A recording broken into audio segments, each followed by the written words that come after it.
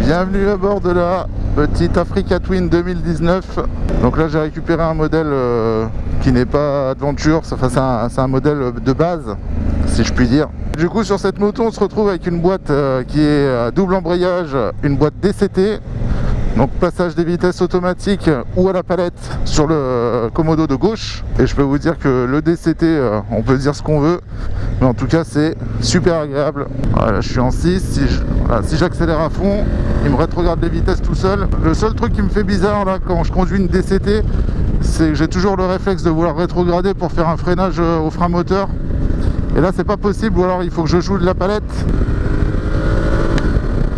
Aïe aïe aïe. Bon, j'espère qu'on va pas trop entendre le vent dans le casque parce que j'ai le vent qui arrive vraiment en plein milieu de la visière. J'espère que ça va le faire. Ça passe la seconde tout seul.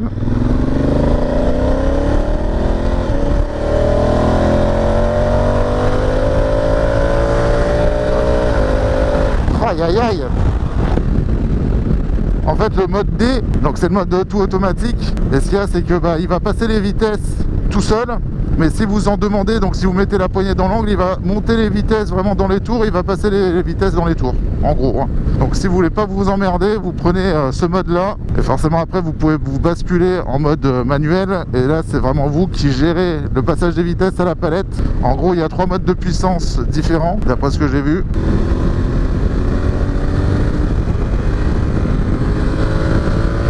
Voilà, je passe pas la vitesse, je fais exprès. Oh putain, on est vraiment tracté hein. Donc c'est un bicylindre 1000 cm3, c'est pour ça qu'on a un gros tractage. Putain, elle se dirige là où on le veut, elle y va quoi. C'est un truc de fou, franchement c'est un truc de fou cette bécane. Alors il faut juste que je cherche un truc. Je vais vous expliquer ce que je comprends. Là vous avez l'allumage de la moto, le warning. Ici vous vous mettez en neutre. Donc ça passe en neutre, ici on le voit. Donc là vous pouvez accélérer, ça fait rien. Du moment où vous passez ici sur ce bouton là D, en gros c'est le mode automatique. Donc on voit que ça s'est mis en mode D.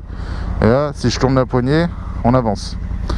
Vous appuyez de nouveau là-dessus et là vous avez un mode S qui s'est affiché ici. Et donc on est, je pense c'est le mode sport. Voilà, dès qu'on reste appuyé dessus, là vous voyez le S, il y a les plusieurs niveaux. Donc je sais pas quel niveau, enfin je pense que celui qui a le plus de barres, c'est celui qui est le plus sportif, je vais voir ça. Voilà, après le plein phare, le klaxon, le clignotant, palette rétrogradée et passer la vitesse, elle est là. Et ici vous avez un bouton T, traction control, qui apparemment est sur 7 niveaux et désactivable. Voilà, après niveau du compteur, température de l'huile, jauge d'essence, kilométrage trip A, la consommation, tout ça on peut normalement on peut sélectionner. Voilà, en fait vous avez un bouton mode ici qui permet de switcher sur les 3 lignes. Tac, trip A, total, combien il me reste de kilomètres à faire, average speed, vitesse moyenne je pense, consommation moyenne, consommation instante. Voilà, donc là on repart, je reste en mode sport. Et c'est hyper. Ah ouais, je suis en mode. En fait, là, je suis en mode sport avec la boîte automatique apparemment. Ouais, c'est ça. Ouais, c'est un truc de fou, hein. Ça va être compliqué en fait de vous dire tous les modes, etc. Enfin, moi, je suis pas un professionnel là-dedans. Le but, c'est vraiment de vous présenter succinctement la bécane et de vous donner mon ressenti. C'est vraiment agréable. Niveau des suspensions, ici avec le traceur je suis assez malmené. Là franchement ça bouge pas du tout, les suspensions sont vraiment excellentes. Si je me trompe pas c'est réglable à l'avant complètement. Et du coup l'arrière aussi est complètement réglable. Petit clignotant, contrôle.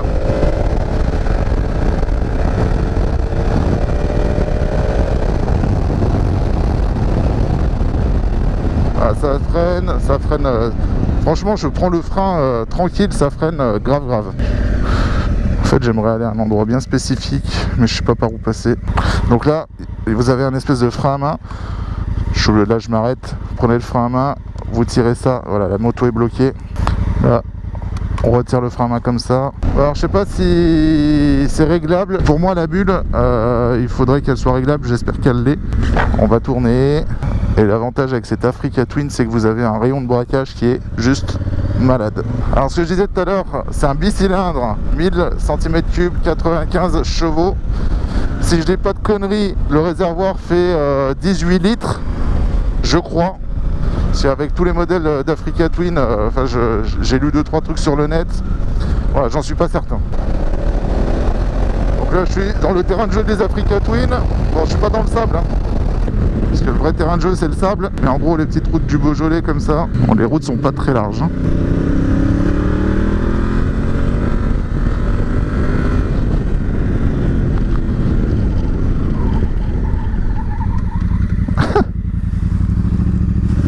L'ABS, je sais pas si vous avez entendu le... Ouais, c'est l'ABS qui se met en route. Et il me semble que si on désactive avec ce bouton, je sais pas comment on fait, ça reste appuyé ou pas, je sais pas, ça marche pas. Parce que là en gros vous désactivez l'ABS sur la roue arrière et là vous vous mettez en mode dit tout terrain.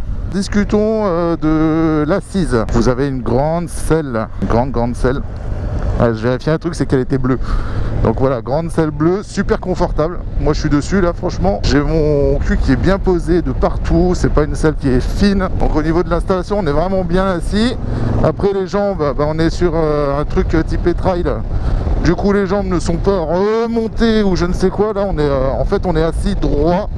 Les bras sont assez tendus et vous avez de quoi trimballer un passager sans problème. Alors ça aurait été sympa de faire l'essai avec Florian par exemple. Alors j'ai une sensation qui est assez bizarre, c'est le fait en fait d'être super haut. Je suis bien plus haut que le traceur. En fait quand là j'ai les jambes tendues, je touche pas par terre. Pour que je touche par terre, en gros il faut vraiment que je me mette debout, mais quand je tends les jambes, les pieds sont pas au sol, ce qui prouve que je suis bien plus haut que le traceur. Et ce qu'il faut savoir sur ces bécanes, c'est que les roues ne font pas 17 pouces comme la plupart des bécanes. On est plus sur du 18 pouces à l'arrière et du 21 pouces à l'avant. Donc on a des énormes roues. Ces roues d'ailleurs qui sont chaussées en Bridgestone. J'aime trop ce bruit.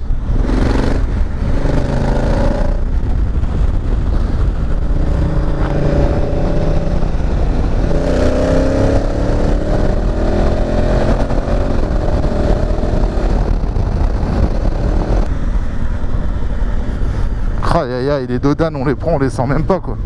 De toute façon ça c'est très clair, les suspensions de chez Honda sont juste sublimes.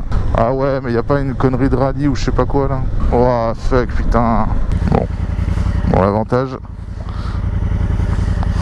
c'est que c'est assez maniable malgré ses 240 kg.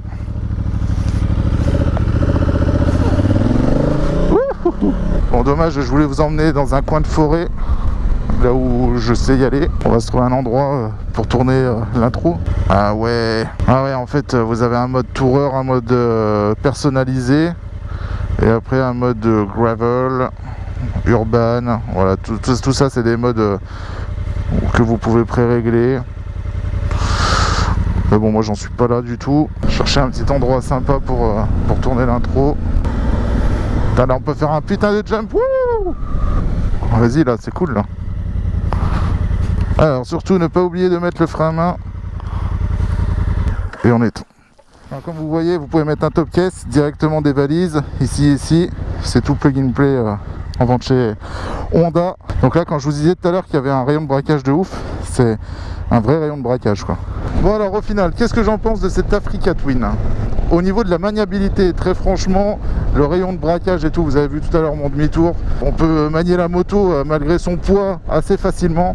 Une fois qu'elle roule, bon, le poids il se fait oublier. La boîte DCT, c'est une autre manière de faire de la moto. Je pense que moi c'est ça qui en fait, la boîte DCT c'est cool, mais c'est pas un truc qui me correspond. Je pense que c'est une habitude à prendre, mais c'est pas quelque chose qui est instinctif pour moi pour le moment.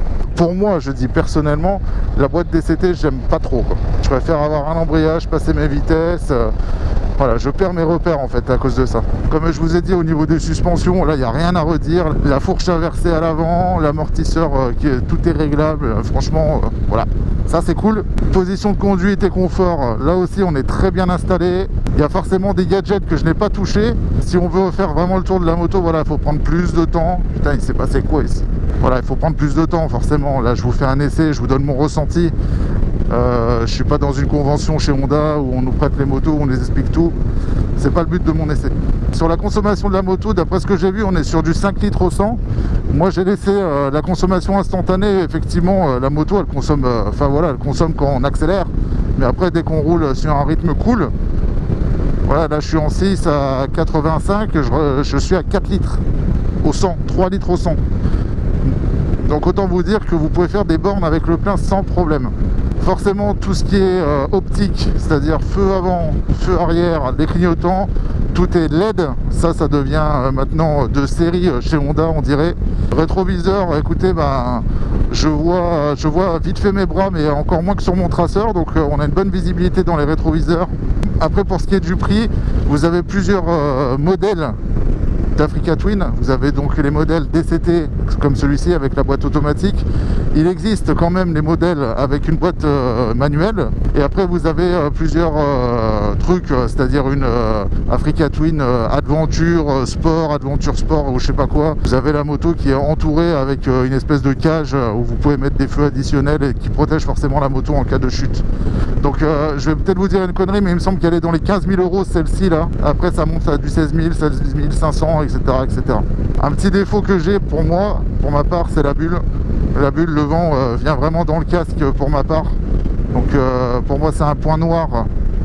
Mais pour moi personnellement, ça se trouve pour d'autres qui seront soit plus grands ou soit plus petits, il n'y aura pas ce défaut-là. Pour rappel, je fais 1m85. Voilà, je vais arrêter l'essai ici. C'était un essai assez cool, posé, hein, on se prend pas la tête.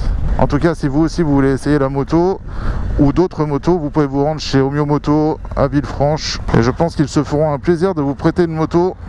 Et ils se feront un plaisir de vous la vendre si toutefois vous le souhaitez. Allez, je vous dis à bientôt pour une prochaine vidéo. Merci d'avoir regardé. N'hésitez pas à laisser un commentaire. Et au revoir.